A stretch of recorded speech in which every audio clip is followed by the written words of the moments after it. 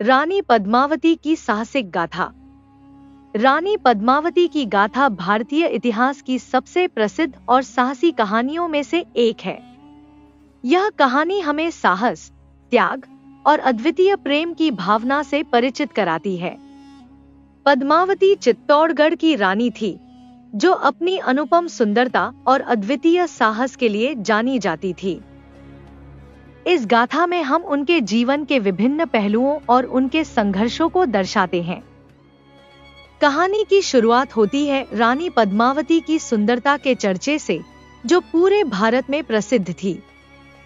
उनके सौंदर्य का वर्णन सुनकर चित्तौड़ के राजा रावल रतन सिंह ने उन्हें विवाह के लिए प्रस्ताव भेजा।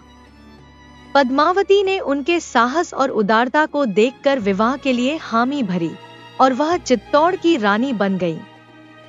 रानी पद्मावती की सुंदरता का जिक्र अलाउद्दीन खिलजी के दरबार में भी हुआ और उसने पद्मावती को पाने की ठानी।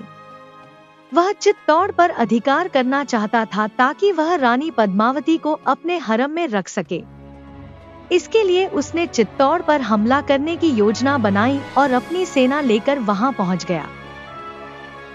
अलाउद्दीन खिलजी ने चित्तौड़ को घेर लिया और राजा रतन सिंह से पद्मावती को देखने की मांग की। राजा ने इसके लिए मना कर दिया, परंतु दबाव में आकर उन्होंने खिलजी को सिर्फ पद्मावती की परछाई देखने की अनुमति दी।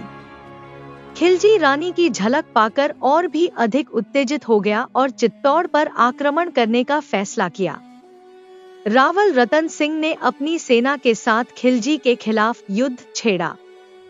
यह युद्ध बहुत भयंकर था और राजा रतन सिंह ने वीरता से लड़ते हुए अपने प्राण त्याग दिए।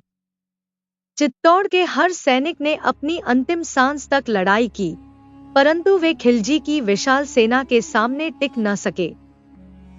राजा रतन सिंह की मृत्यु के बाद रानी पद्मावती ने यह निर्णय लिया कि खिलजी के अधीन होने के बजाय वे जौहर करेंगी। उन्होंने चित्तौड़ की अन्य रानियों और महिलाओं के साथ मिलकर जौहर की अग्नि तैयार की, ताकि उनकी आत्मा और मान सम्मान सुरक्षित रहे। रानी पद्मावती और चित्तौड़ की वीरांगनाओं ने जौहर करके अपने सम्मान और आत्मसम्मान को सुरक्षित रखा।